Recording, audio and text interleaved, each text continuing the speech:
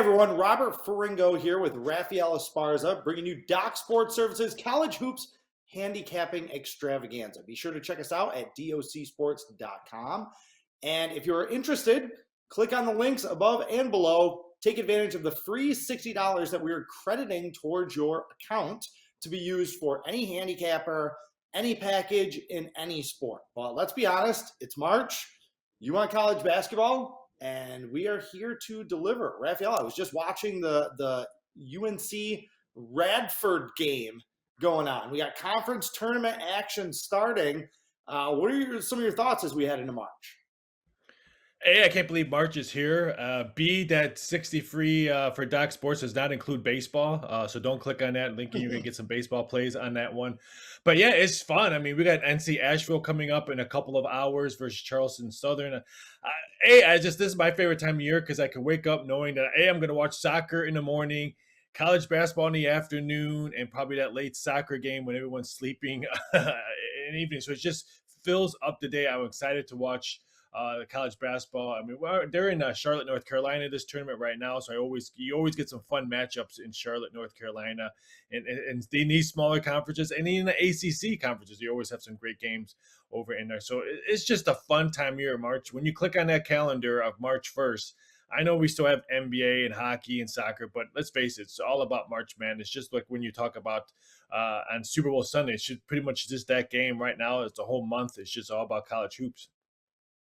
Yeah, and it's a great opportunity for someone like myself who has had a nightmarish, horrendous college basketball season to wipe the slate clean and, end the season on a high note. Or someone like you that's had a very successful, profitable college basketball season to really build on that and kind of end with an exclamation point. So throw everything else out. It's March.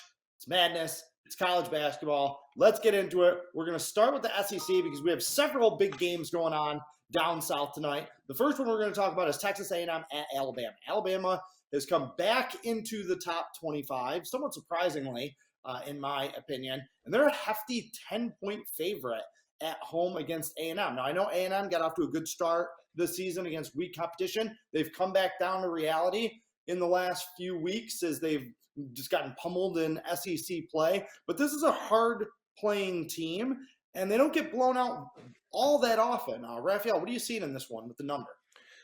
Yeah, I thought this the number would come out 10, and I like the way Alabama's closing out, I guess you can say, their regular season. Winners are 5 out of 6. That one loss was against Kentucky, and at the first half, they were only down by 1 point, so it's not like they were getting blown away from tip to the end of the game. They battled against Kentucky, they lose. I think they lost for, 9 points, something like that. It was like 91-80 or around that. I just like the way they just crushed South Carolina the other day. Here's another double-digit win for them, I believe. I think this value is on this game. I would not be shocked this one moves to 10.5 or 11 by tip-off. I just think the way Alabama's been playing, I think the people are going to see what happened they did against South Carolina, the big win against Vanderbilt, that's a tough place to go over the Commodores and steal a road win from them. I think they're rolling right now. Would not be shocked if they get another W and come out 6 out of 7. Interesting. Alabama, since Thanksgiving, only 3 of their wins have come by 11 or more points. Not that they aren't capable of blowing teams out, but they really haven't done it very often. So, all right, staying in the SEC, we have LSU at Arkansas, and just one of the all-time worst game of the year beats that I could remember for our compadres over at Strike Point Sports, or game of the year on Arkansas over Kentucky on Saturday. Had them laying 2.5. Up 5 with 3.8 seconds left. Everybody walking off the court, ready to celebrate the big Arkansas victory. Ty Washington just throws in a meaningless three-pointer, and Kentucky gets in the back door. So tough loss for Arkansas backers in that game. Raphael, what do we do? Do we go back to the Razorbacks here, or are you looking at the points with LSU? Oh, I go back with Arkansas in this one. This is a tough out. Here's a team that I think would not shock me if they cut the nets down. I've been telling people there's 10 people or 10 schools that I think that can cut down the nets, and I'm going to slowly keep on creeping up Arkansas if they continue to win games. They're going to be a red hot coming in the tournament. I would not want to face them. And here's LSU. This is a perfect out steal us from the NFL. Are they pretenders or are they contenders? I mean, in the beginning of the season, they were contenders. They were wiping out these small schools, looked really good. Their athleticism was showing up, and then all of a sudden they just started tanking. They barely beat. I mean, they lost to Kentucky on the road. They lost to South Carolina on the road. When we were just talking about, they got demolished last week or their last game by double digits. Ooh, they beat Mizzou. Me and you can find three other guys and go to Missouri and probably beat the Tigers. I'm not sold on LSU. I'm going to continue to ride Arkansas, even though it's a bad beat. I didn't have that play. I had that game circled as maybe a possible play of mine. But that was a bad beat on their last game. But I'm going to continue to ride the Hogs. They shocked me during football season, and they're shocking me during college basketball season. Yes, I did have that play as one of my largest plays on Saturday, so I'm still a little salty. But look, anybody that's been watching these videos knows that I've been selling LSU for months. Like, they were 15-1, they were getting a lot of love, they were in the top 12, I want to say. And all I said in these videos is that this team is not as good as people think that they are. They're young and they didn't play anybody early on in the season. They're 5-8 straight up in their last 13 games. They have 0 wins over tournament caliber teams. They've beaten the bottom feeders of the SEC. They're 1-6 straight up in their last 7 road games. For me, this one's Arkansas or nothing. Not saying that LSU isn't capable of pulling a win or that Arkansas, is impervious to a letdown after that big win over Kentucky, but LSU, I got to see it to believe it before I'm betting on them. All right, staying in the SEC, another big game. We have Auburn, one of the top teams in the country, coming off a tough loss at Tennessee on Saturday, going to Mississippi State. All right, Ben Howland, he's kind of a crafty underdog. He always has been in his career. His teams always play tough defense. One of the few coaches that runs a system that kind of relies on mid-range jumpers rather than, 2-pointers at the rim or 3-pointers. Can be a tricky place to play, Starkville. Auburn has been susceptible on the road. They have stumbled on the road at places like Georgia and Missouri. What do you think here, Raphael? Do you think that Mississippi State could pull this upset? Small number at 3.5. If you like Auburn and you think that they're fighting for one of the top seeds in the NCAA tournament, easy play on Auburn, or do you think the sharp plays on Mississippi State? I thought this one should have been 3, and it came up 3, quickly got moved up to 3.5. Now this afternoon, if you're watching it, there's solid 4s everywhere on this game. So I'm going to kind of creep around and see, okay, if I can get the cowbells at 4.5, I would love to maybe get 5. I don't want nothing to do with Auburn on the road right now. You said they've lost their last 3 road games, and I mean, they were a creme of the creme, the Kool-Aid flavor of the month last a couple of weeks ago. But now, like I said, they're struggling on the road, and it's a hard place to steal a road game at Starksville, both in football and in college hoops. If the Cowbells are rocking and they're hitting their 3-point shots, I think we can see another road loss from the Auburn Tigers. I want nothing to do with Auburn in this one. I'm either 4 or 4+ on me on this one for Mississippi State. Yeah, Auburn has not lost back-to-back games all season long. They're 4-1 against the spread after a loss. They control their own destiny right now for the SEC regular season championship. They have 2 games left. If they win them both, they win the outright SEC crown, and they are the number 1 seed in the SEC tournament. The favorites 4-1 against the spread in the series. I actually thought this number should have come out closer to 5. Again, I know Auburn has struggled on the road, but they're a top 10 team, and Mississippi State isn't any good. They're young. They lost a ton from last year. It's been kind of a slog for them in league play. Yes, they will be up for this game. But, I'm kind of with you. This is a stay away for me. I want to watch how both of these teams perform. I almost would love it if Mississippi State could pull the upset because I would be fading them in a letdown spot their next game. But like I said, Auburn hasn't lost back-to-back games, 4-1 against the spread after a loss. We'll see how they perform tonight. All right, we're getting out of the SEC, which I'm sure you're very happy about. And we're going to head out to a Big East game being played in the Midwest. All right, we'll leave that one out there. But Connecticut going to Creighton. A little bit surprised at this number right here. Okay, opened at 5. It has been dropping. Connecticut, the healthy road favorite at Creighton. I know Creighton lost their freshman point guard Ryan Nebhard for the season. Is this line a little bit of an overreaction to that, Raphael? What's going on here?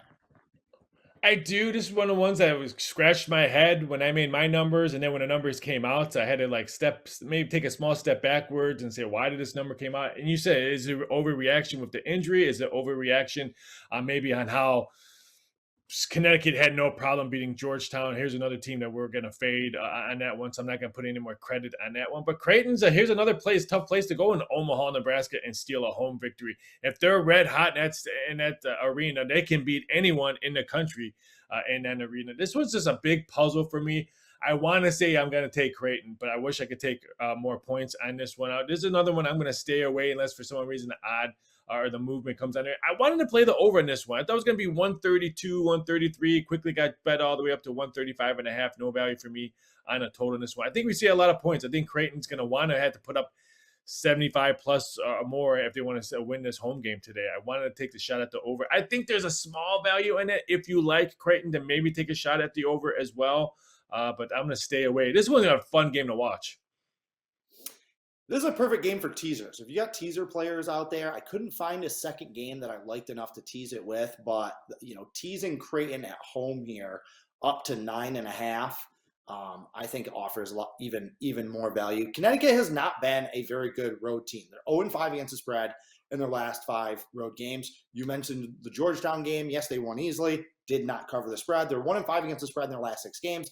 On the other side, you touched on it. Creighton is a great home team. All right, they're 5-1 against the spread in their last 6 overall. They're 5-2 against the spread as a home underdog, and we have seen them play and beat top-tier Big East opponents. Not only this year, but in years past. Like, this one is really surprising to me that this number, even if you're maybe 1.5, 2 with Connecticut as a favorite, I could see. But I think there's a lot of value with the Blue Jays at home.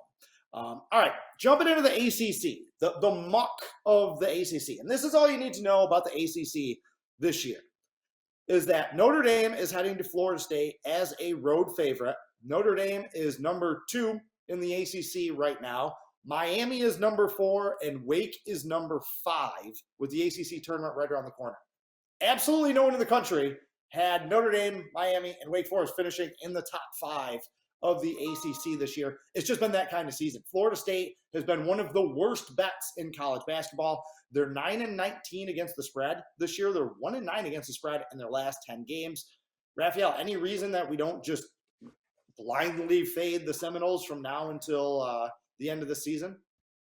Yeah, this one was going to be one of my plays today, but then it quickly moved up to 2.5, and I was kind of scared of the line movement on that one. I thought this number should have been 3 when it first came out. I still think it'll probably get bet up to 3. Florida State won their NCAA tournament championship game last week. They beat U of A on the road. That was their championship. Woohoo! That we can now get ready for baseball season at Florida State because their baseball team so far is probably better than their basketball team.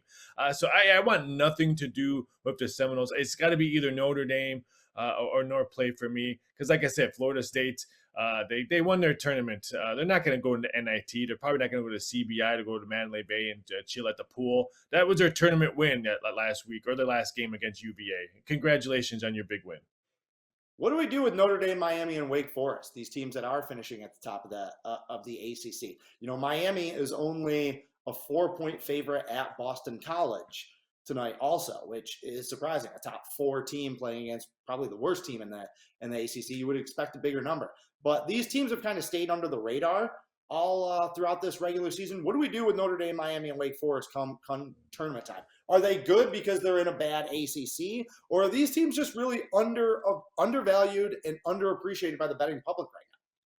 No, they're good because of what the teams that they're playing with. I would not be shocked if a Mountain West team beats them, a Sun Belt team beats them, another team that plays really well. And especially if you can play zone against any of those 3 teams and limit their 3-point shot, any of those 3 teams can get beat on Thursday, Friday. I don't see. I only see one of those teams maybe playing Saturday or Sunday during the tournament.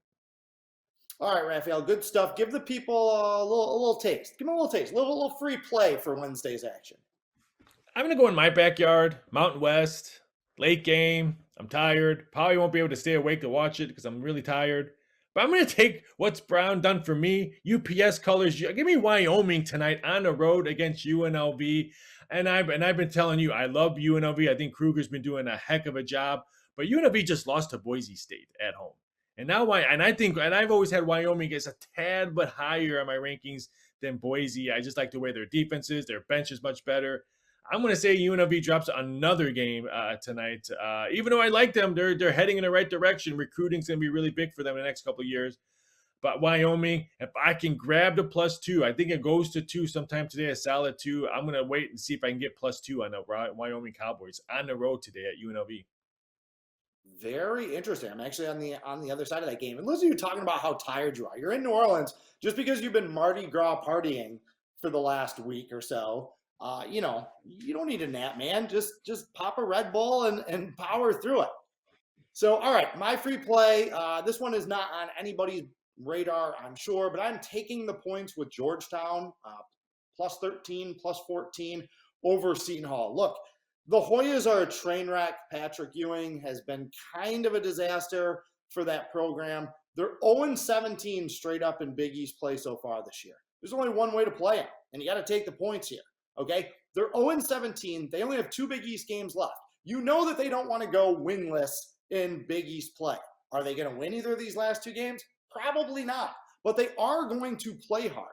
And out of their 17 Big East losses this year, only 3 of them have been by 15 points or more.